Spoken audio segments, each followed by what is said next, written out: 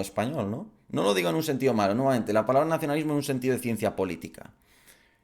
Con esto yo creo que pasa un poco lo mismo, es decir, eso está ahí, normalmente no se aviva hasta que pasan determinadas cosas. Y un conflicto, un riesgo de un conflicto es de las cosas que yo creo que lo activa, ¿no?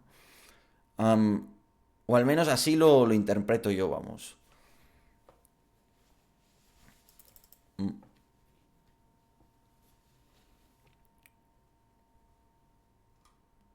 mm, mm, mm.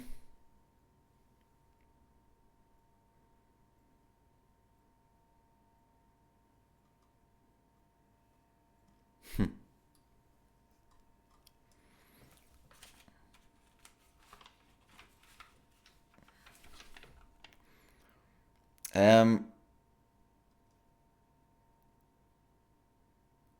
por tanto, ese es un poquito el tema. Ta, ta, ta, ta.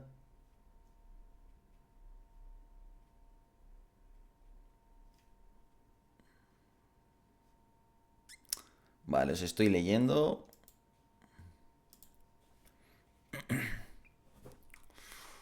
Tu, tu, tu.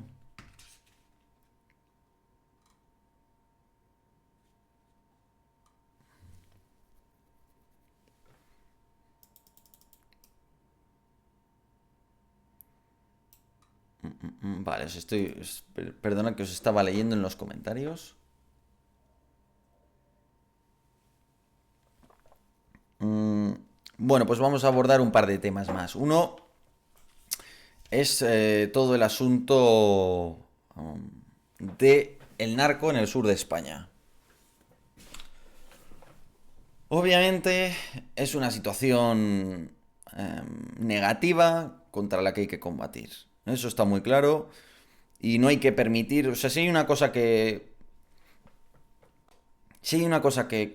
hay que tener claro es que el bienestar y la seguridad de los españoles, que para mí son el interés nacional, fundamentalmente eso es lo que constituye el bienestar y la seguridad de los españoles, empiezan por el monopolio de la fuerza por parte del Estado. El Estado manda, punto. Y nadie más tiene armas, nadie más ejerce la violencia. Porque es la única manera de asegurar que con más o menos dinero, con más o menos impuestos, con más o menos separatismos, tienes un país donde la gente no se mata. Y eso es fundamental. Por lo menos se respeta la vida. Entonces tenemos un fenómeno del narcotráfico que explota el atractivo económico que tiene, que explota el atractivo cinematográfico que tiene. Un error tremendo idealizar a los narcotraficantes de esa manera. Y sobre todo un narco que en algún momento puede dar un salto como lo hemos visto en otros países. ¿Qué tipo de salto? Hay un tipo de crimen sumamente gore, sumamente asqueroso, encarnizado, que esto es, por ejemplo, por lo que yo prefiero a los estados, porque los estados tienen muchas convenciones, muchas reglas y muchas formalidades y sabes que se mantienen en unos límites, pero las personas individuales es otra historia. Entonces, el problema fundamental es que en algún momento den el salto a hacer lo que se hace en Centroamérica, Sudamérica, fundamentalmente, y bueno, y Norteamérica, en México, ¿no? Em, Cuando aparecen cuerpos con un trato tremendamente cruel y todo eso, suelen ser mensajes del narco. El narco quiere dar un mensaje y lo hace de la forma más violenta, con muertes terribles, agónicas, cadáveres, bueno, X, una serie de cosas terribles, ¿no? Y esta es su manera de dar mensajes, y esta es parte de su cultura. Una cultura que en algún momento determinados narcos pueden pretender imitar aquí. Que eso sería un riesgo. Es decir, en el momento en que ellos incorporen la violencia, primero entre ellos, pero es que eso luego puede llegar al resto de la gente, de manera habitual tienes un problema. Tienes un problema porque eso pararlo ya pasa a ser muy difícil y necesitas medidas de todo o nada, como lo que ha pasado al final en El Salvador, o en todo caso planes muy difíciles de llevar a cabo. Además tienes el riesgo de que vayan emponzoñando cada una de las capas de la sociedad, comprando gente, y acaban incluso convirtiéndose en un estado dentro del estado, en un estado que cobra impuestos, porque al final, cuando estos grandes grupos de narcos tienen suficiente poder, en última instancia su negocio ya deja de ser solo la droga, empieza a ser casi un estado con negocios dentro del territorio. Por ejemplo, creo que el cártel, no sé si era la familia michoacana, creo que era, en el puerto General... Ah, no, era General, no, el puente... no, Palafox, no, Vicente... No me saldrá, es el mayor puerto de exportación de México, el Pacífico. Pues uno de sus grandes negocios era la chatarra y el hierro que se mandaba a China. No me preguntéis exactamente por qué, no sé si es mino saca hierro de minas mexicanas o qué. Lázaro Cárdenas puede ser el puerto. Am, Lázaro Cárdenas, efectivamente, el puerto de Lázaro Cárdenas, ¿no? Entonces, de ese puerto, ahí os lo pongo para que lo veáis. ¿Vale? De ese puerto, pues luego a China mandaban un montón de todo ese hierro y esa chatarra, y ese era uno de los negocios más lucrativos, ingresaban miles de millones anuales con eso. O sea que llega un punto que empiezan a controlar el territorio, a pedirle a la gente que pague por tener una tienda, por tal. Ese es el problema, que llega un punto que acaba habiendo dos estados superpuestos, uno muy violento y no sometido a nada, a ninguna regla, que son los propios narcotraficantes que corroen la sociedad con su dinero, con su visión cortoplacista. O sea, fijaros, por ejemplo, en México, cómo en 20 años cómo han cambiado los cárteles, se destruyen, se vuelven a crear, se atomizan, se... No tienen visión de futuro, simplemente es gente que manda líderes en organizaciones muy líquidas, que no tienen una institucionalidad, no tienen una visión a largo plazo, no tienen una perspectiva filosófica, porque nuestros estados, aunque no lo parezca, aún se nota. Esa perspectiva filosófica nos sigue protegiendo hoy.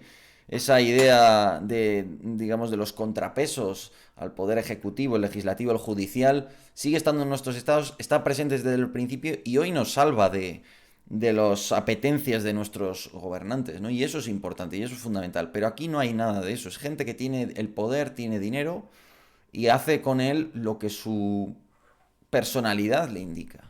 Con contrapesos puede haber otros grupos, puede haber tal, su propia moralidad, que hay individuos que la tienen. Pero es que estás abriendo las puertas a algo terrible, ¿eh? Y a algo que corrompe la sociedad. Entonces, eso de entrada. ¿Qué hay que hacer? Está claro que hace falta mejorar las condiciones económicas del sur de España. Y eso posiblemente pasa en parte por un cambio cultural. Pero está claro que hace falta un cambio cultural que probablemente requiere líderes, porque si no ese cambio en la mentalidad no se va a producir, y dinero para invertir. ¿Y de dónde saca España dinero? Si somos un país que tenemos, depende con quién te compares, pero no nos sobra tampoco, ¿no?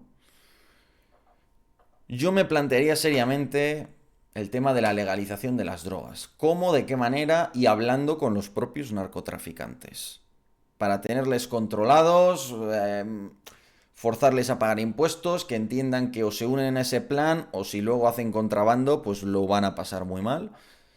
Y que a cambio de que se unan en ese plan y se puedan legalizar sus actividades y tal, y permite incluso tener un sector. Al final el narcótico sirve para farmacia, para medicina, para bastantes cosas, ¿no?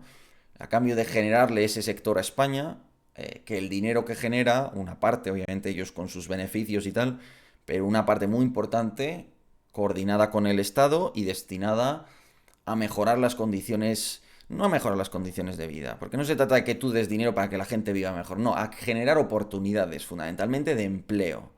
Que haya ahí una... Y eso tiene que ir acompañado de un cambio cultural. Es decir, vale, yo tengo dinero para invertir, lo he conseguido, imagínate. Pero necesito que la gente cambie el chip, porque si no seguirá habiendo contrabando, aunque lo legalices.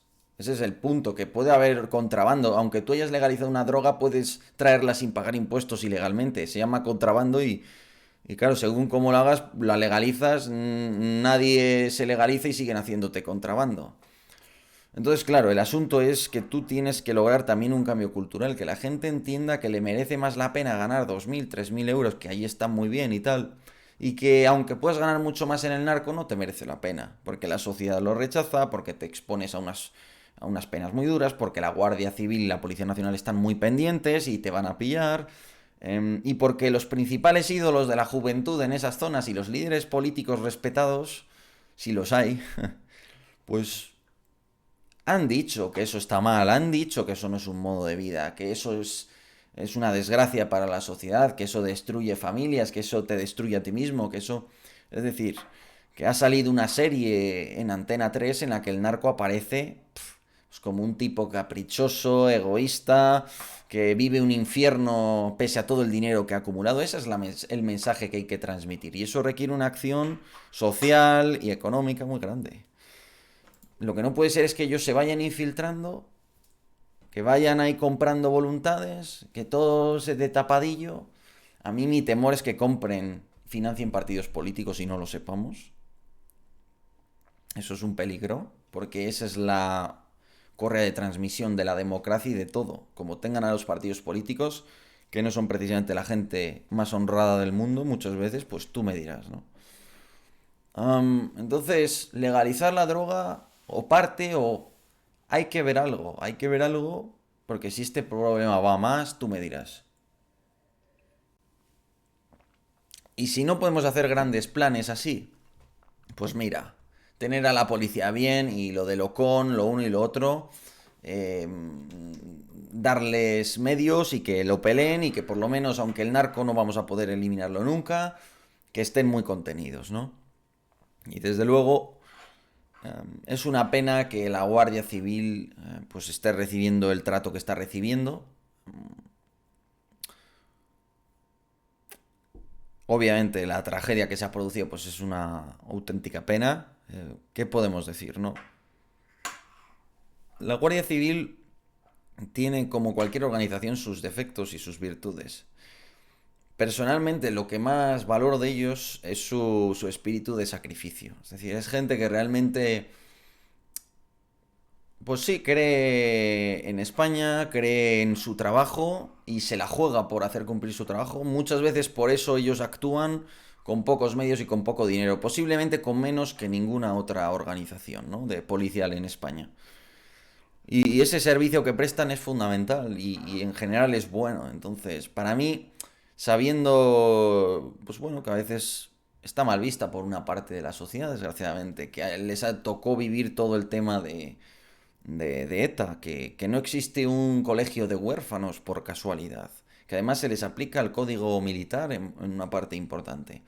Pues es yo creo, el cuerpo más sacrificado, ¿no? Entonces, yo eso es una de las cosas que valoro, que sé que con todos los problemas, las organizaciones muy jerárquicas como los ejércitos o la Guardia Civil a veces dan problemas por ese grado de jerarquía, porque el que manda puede hacer muchas cosas, demasiadas a veces, pero aún así es muy reconfortante y muy, para mí, admirable. O sea, realmente es gente que, con todas las críticas que se le quieren hacer, es sacrificada, da mucho, a cambio a menudo diría de poco y dan un muy buen servicio, yo creo.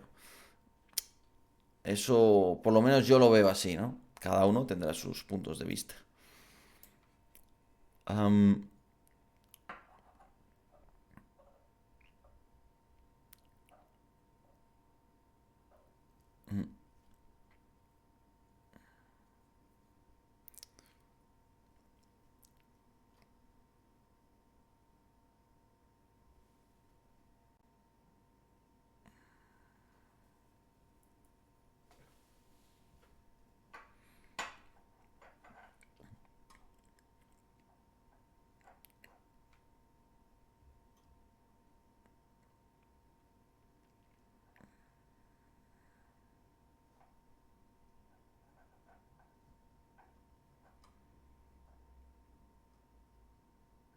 mm,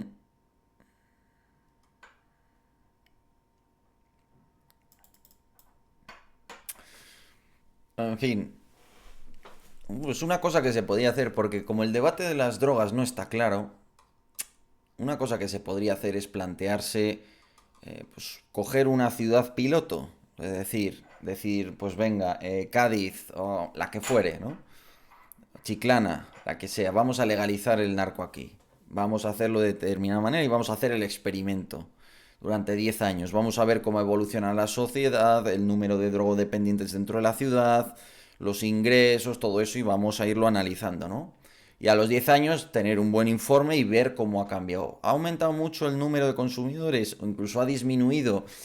¿Cuánto ha aumentado el PIB per cápita? ¿Cómo de repartido está? Pues hacer un buen análisis, ¿no? Am, entonces, yo lo analizaría. Yo, desde luego, es un tema que, o sea, yo creo que es arguible que la gente debe tener derecho a drogarse si quiere. O sea, yo no tengo clara mi posición en este debate, pero no me parece descabellado. Al final cada uno es cada uno, ¿no? Puedo beber alcohol, ¿dónde está el límite? ¿Por qué no puedo fumar marihuana, por ejemplo, que es algo muy extendido, ¿no? ¿Quién es el Estado para decirle a un individuo que no puede drogarse, por ejemplo? Pues es complicado. O sea, yo creo que hay una defensa tienen una defensa esos argumentos. Obviamente hay que ser pragmáticos y si eso te provoca una crisis en la salud pública tremenda, pues no te conviene. Pero si resulta que lo puedes legalizar, obtener todos esos ingresos, evitar que pasen estas cosas, y resulta que no afecta apenas al consumo, pues bueno, entonces habría que verlo y habría que comprobarlo y habría que medirlo de alguna manera, yo creo, ¿no? O ver qué experimentos se han hecho. No lo sé, no lo sé. Yo no soy minarquista ni... O sea, yo digo que mi posición, yo no tengo una posición con ese tema. Valoro los dos argumentos y no sé qué pensar. Sí tengo claro que si este problema va más, va a hacer falta mucho dinero y como no se logre generar una economía un poco fuerte en el sur, en Andalucía sobre todo y tal, va a ser muy difícil luchar contra esto, muy difícil. Y hay gente que piensa que se puede hacer como Bukele y todo eso. Estamos muy lejos para que pueda surgir un Bukele. La situación tiene que irse al carajo. Y aún así nada te garantiza que vaya a surgir alguien con esa visión que coincida que la población le encanta y que la población está ya harta de verdad. O sea, es muy difícil que te surja eso. Y para eso primero tienes que tocar fondo. Y que lleguemos a tocar fondo en España es muy difícil. De tocar fondo a ese nivel es muy difícil. El problema es que te vas a quedar en un punto intermedio, que no es nada agradable y que es muy negativo, ¿no? Entonces ese es el punto. Habría que evaluarlo y pensarlo. Yo no creo que sea bueno, o creo que la mayor parte de la gente tiene una posición no muy pensada respecto a ese tema. Yo por eso tengo muchas dudas. No sabría qué decir si hay que legalizar o no, qué efectos tendría sobre la salud pública. Me está comentando, comenta aquí Gordon que se está